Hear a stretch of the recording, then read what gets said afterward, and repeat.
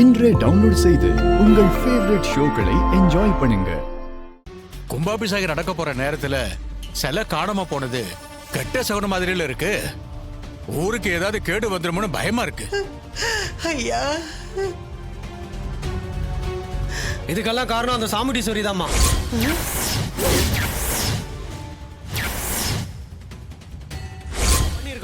யோ வாய மூடு.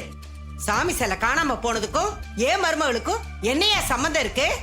வீணா பழிய போடாத. இதுல சம்பந்தம் இருக்குங்க. அவங்களுக்கு தன்னுடைய புருஷன் கும்பாபிஷேகம் செய்யறது சுத்தமா பிடிக்கல.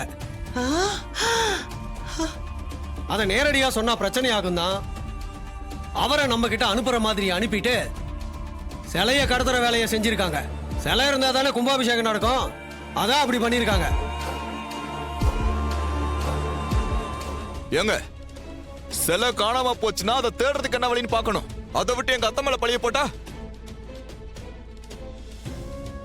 இங்க பாருங்க, அவங்க உங்களை மாதிரி கேவலமான வேலையெல்லாம் பாக்குறவங்க இல்ல.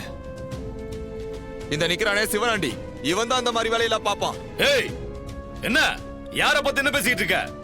ஏய், நான் எதுக்குள்ள சிலை கடத்த போறேன்? இங்க பாரு, அதுக்கான தேவையெல்லாம் எனக்கு கிடையாது, புரியுதா? சரி, டவுட்னு வந்துருச்சு இல்ல, அப்ப அதை கிளியர் பண்றதா நல்லது. சரிப்பா, இப்ப அதுக்கு என்ன பண்ணலாம்னு சொல்ற?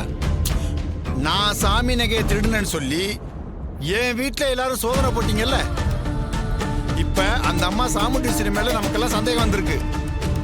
அவங்க வீட்டை சோதனை பண்ணி பார்த்தா உண்மை என்னன்னு தெரிஞ்சிட போகுது. அட பாவீங்களா!